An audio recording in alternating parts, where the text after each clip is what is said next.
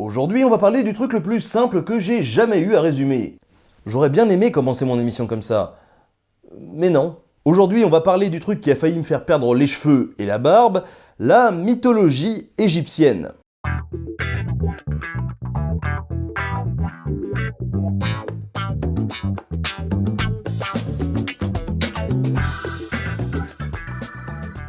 La mythologie égyptienne regroupe les croyances des anciens Égyptiens. Bon, jusque-là, ça va, je suis à peu près sûr de ce que je dis. Ce qui est assez étonnant avec cette mythologie, c'est qu'on pourrait être assez tenté de se dire qu'on la connaît plutôt bien. Dans ma folle jeunesse, je ne compte absolument plus le nombre de films que j'ai ingurgités et qui avaient pour thème l'Égypte antique, brassant au passage un peu de mythologie en mode « Tiens, je te case un nom de Dieu qui pète la classe et t'es content ». Et pourtant, on se trompe. Enfin, je me trompe, parce que visiblement j'avais sous-estimé la complexité du bousin. Avant de détailler un peu de façon très générale le contenu de cette mythologie, il faut donc faire la part des choses et bien se mettre en tête qu'il ne faut pas chercher une logique ou une rationalité dans les récits en général. Il y a parfois des situations absurdes qui se déroulent simplement pour le symbole, comme le dieu Horus qui assiste aux funérailles de son père alors qu'il n'est pas né. Enfin, ça c'est suivant les versions. Il faut aussi se mettre en tête que la mythologie égyptienne est très différente d'une région à l'autre de l'Égypte antique.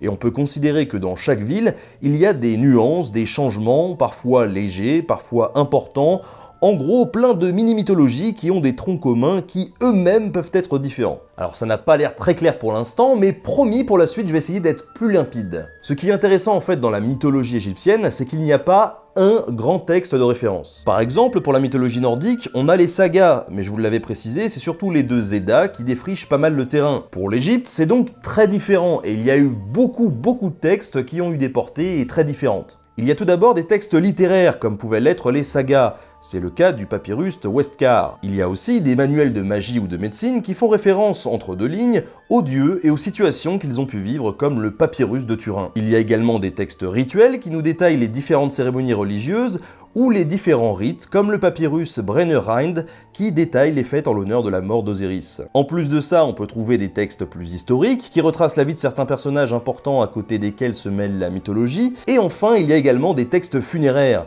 qui nous renseignent sur les pratiques des Égyptiens au moment de la mort, et donc à toute la préparation que ça demande en fonction de ce qui les attend après le trépas. On a aussi d'autres sources écrites qui viennent d'autres civilisations, comme les Grecs par exemple, avec plusieurs récits d'Hérodote ou de Plutarque, qui ont relayé des informations et des croyances pour que tout ça ne soit pas perdu. On a donc tout un ensemble de textes qu'il faut étudier et recouper pour tirer des informations, ce qu'on sait très bien faire depuis 1821-1822 grâce à Champollion qui a réussi à décrypter les hiéroglyphes, mais pas que. Puisqu'une grosse partie des sources utilisées pour comprendre cette mythologie égyptienne, c'est aussi les monuments, les bas-reliefs, les peintures et plein d'autres trucs qui relèvent principalement de l'archéologie. On imagine donc assez facilement le fourre-tout que ça peut représenter et la difficulté de compiler toutes les informations.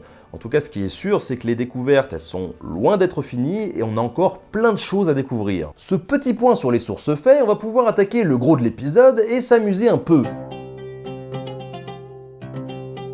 Nous l'avons dit, donc c'est un peu le bazar quand il s'agit de tirer un peu au clair cette mythologie égyptienne, pour la simple et bonne raison qu'il y a énormément de versions. Pour la cosmogonie, la manière dont s'est formé l'univers, c'est un peu la même chose, mais il y a des points communs. Par exemple, à l'origine, il y avait un océan primordial qui recouvrait tout et que l'on nommait le Noun. Tous les mythes s'accordent aussi sur le fait qu'il y a un dieu à l'origine de tout ça, mais ce dieu-là, il est différent en fonction des époques et des régions.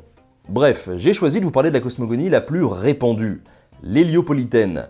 Mais gardez à l'esprit qu'il existe d'autres alternatives à cette histoire. De cet océan, représentant sans aucun doute le Nil, une grosse butte de terre émerge et le premier des dieux, Atum, se donne lui-même naissance. Commencez pas à chercher, je vous ai dit qu'il n'y a pas de logique. Ce premier des dieux, il représente le soleil et il est parfois assimilé à Ra ou Ré, et ça doit sans doute plus vous parler. De la semence d'Atum, qui devait être bien seul, naît alors un dieu et une déesse, respectivement Shu, le dieu de l'air, et Tefnut, la déesse de l'humidité. Ces deux derniers partent découvrir le monde ensemble, et Atum, qui pense les avoir perdus, se met alors à pleurer sa maman. Ou pas, puisqu'il en avait pas. Bref, il pleure, et de ses larmes naissent les hommes. Comme ça au moins c'est déjà fait. Les deux enfants d'Atum, qui n'étaient donc pas perdus, s'unissent alors ensemble pour donner la vie à la terre, incarnée par le dieu Geb, et au ciel par la déesse Nut. Et encore une fois, malgré le fait qu'ils soient frères et sœurs, c'est un peu la fête du slip. Du coup, un amour incroyable jaillit et unit Geb et Nut. Un amour tellement fort qu'Atum, jaloux d'une telle relation, ordonne à Chou, le dieu de l'air, de les séparer. Malgré ça, les amoureux auront le temps de copuler pour donner naissance à 4 autres dieux, Osiris, Isis, Nephthys et Seth. Parfois, on incruse dans cette fratrie Horus, qui selon d'autres mythes que l'on va aborder après, est plutôt le descendant d'Osiris et d'Isis. Voilà.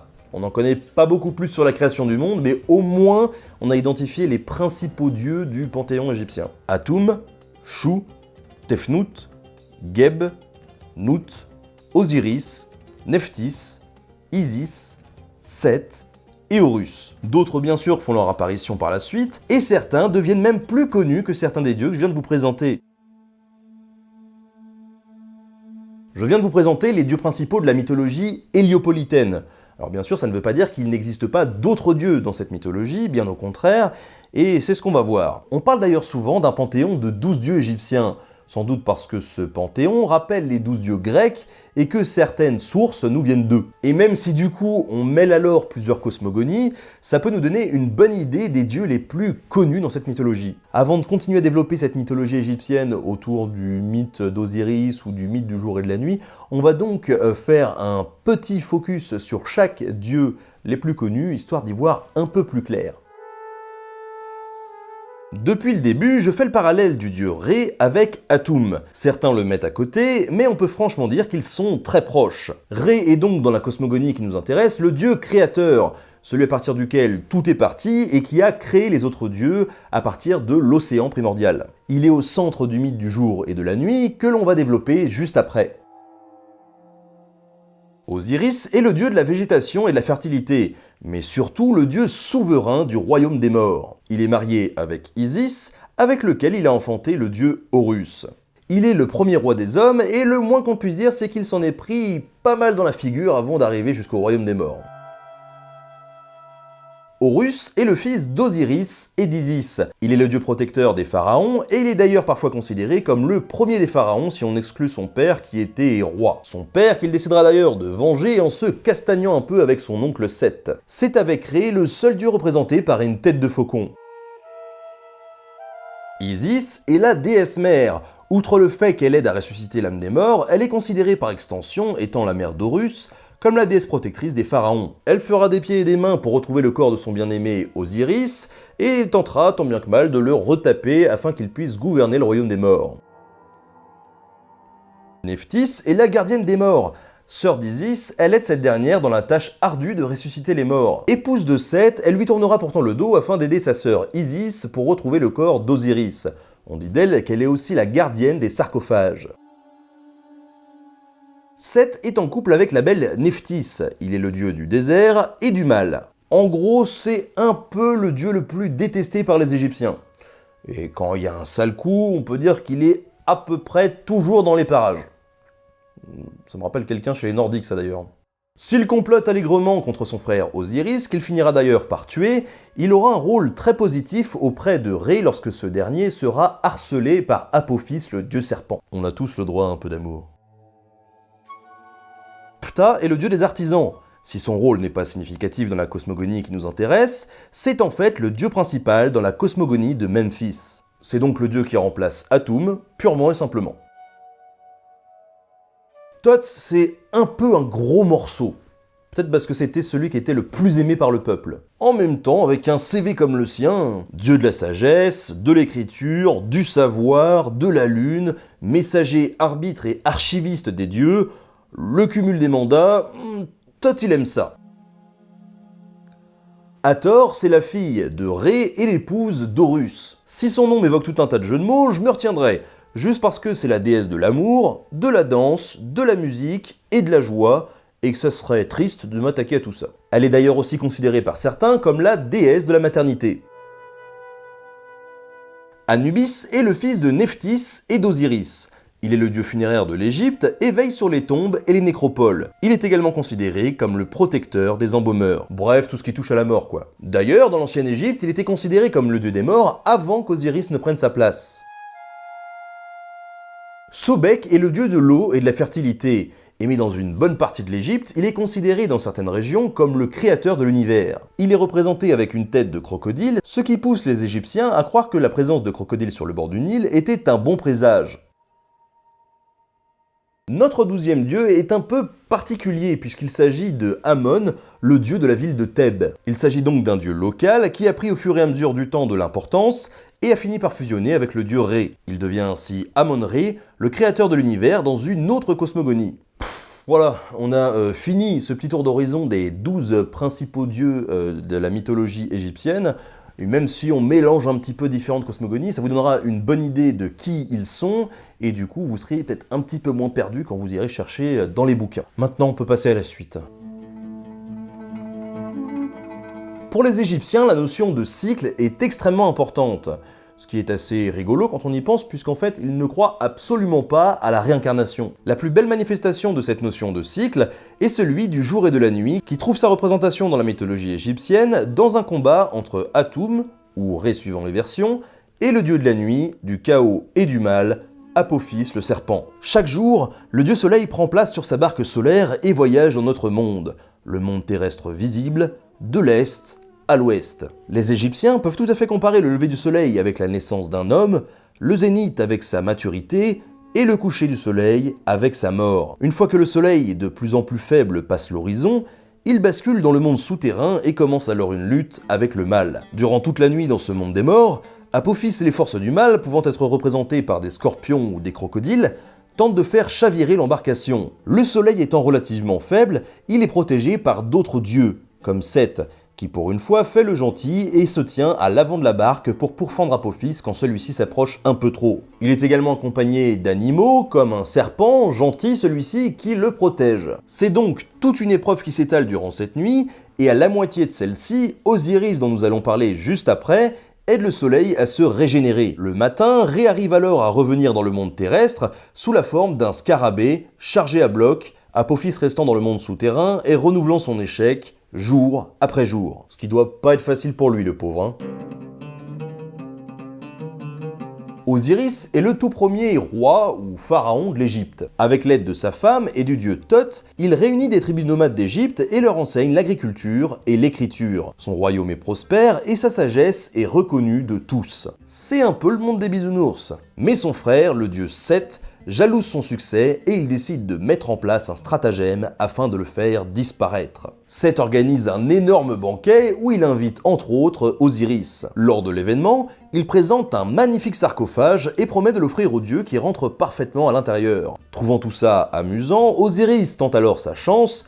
Et bien entendu, le sarcophage a été taillé à ses mesures, donc il s'y sent plutôt bien. Seth en profite alors pour l'enfermer à l'intérieur et balance le tout dans le Nil où le pauvre Osiris meurt noyé. Isis, la femme d'Osiris, part alors à la recherche du corps qu'elle finit par retrouver avec l'aide de sa sœur Nephthys et le cache dans un marais. Seth, qui domine alors l'Égypte, prend connaissance de la cachette et craint qu'Isis ne puisse le ressusciter. Fou de rage, il décide alors de déchiqueter, de déchirer, de découper, ou tout autre verbe que vous voulez, le corps d'Osiris en 14 morceaux, ou 16 suivant les versions, mais on s'en fout, et de dispatcher tous ces morceaux à travers toute l'Égypte. Mais l'amour est fort entre Osiris et Isis, et cette dernière part à la recherche de son défunt amant, enfin plutôt de ses morceaux, qu'elle va retrouver d'ailleurs, presque tous, puisqu'il manque son pénis, voilà, qui a été mangé par un poisson.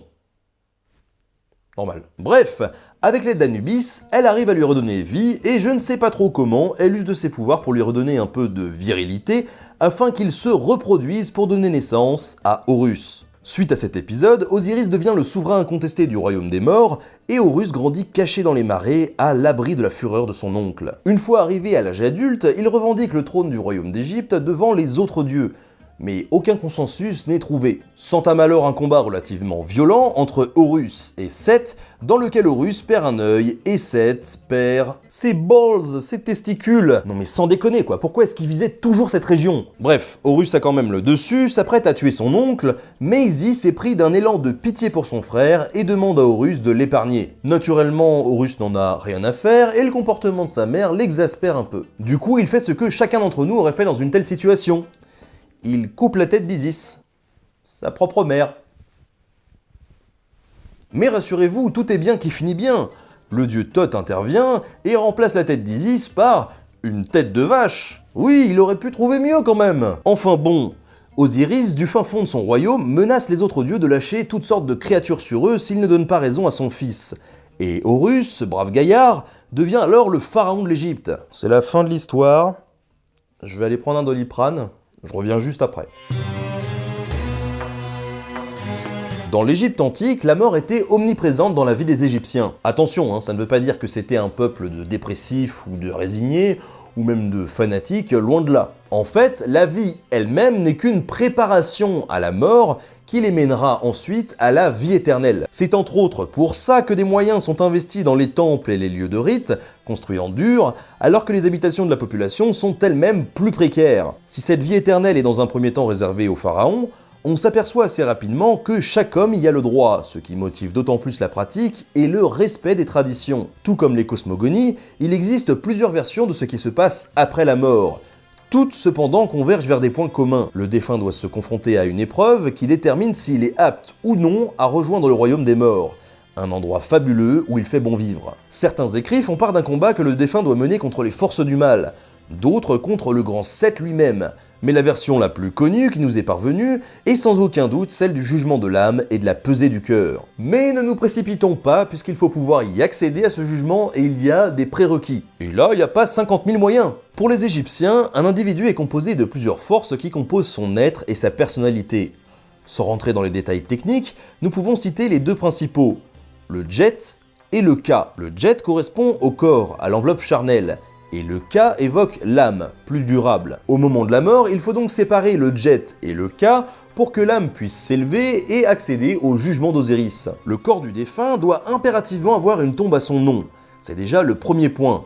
Et dans de nombreuses autres sources, il doit en toute logique être embaumé. Cet acte représentant la renaissance d'Osiris et permettant à Isis de ressusciter l'âme afin d'accéder au royaume des morts. Si ces prérequis ne sont pas respectés, l'âme reste bloquée dans son corps pour l'éternité. Tout simplement. Bon, après, il faut être réaliste, Il y avait des gens qui avaient des moyens et d'autres pas. On peut donc considérer qu'il y avait plusieurs échelons et degrés de tolérance, car l'embaumement d'un pharaon n'était pas comparable à celui d'un paysan, autant en termes de prix que de qualité. Quoi qu'il en soit, et à condition que sa tombe soit régulièrement garnie d'offrandes, le défunt préparé peut enfin quitter son Djet, son corps, et se diriger vers le jugement et la pesée du cœur. Dans la mythologie égyptienne, le cœur représente l'âme du défunt.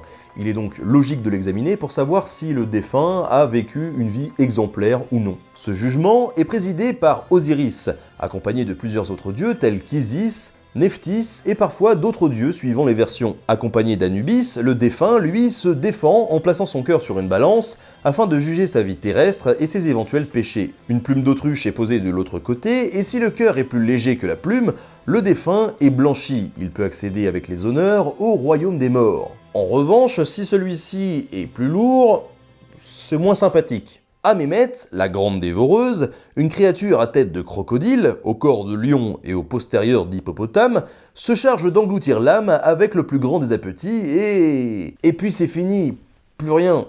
Todd vous tamponne le crâne avec un accès refusé et voilà, fallait être réglo à l'époque.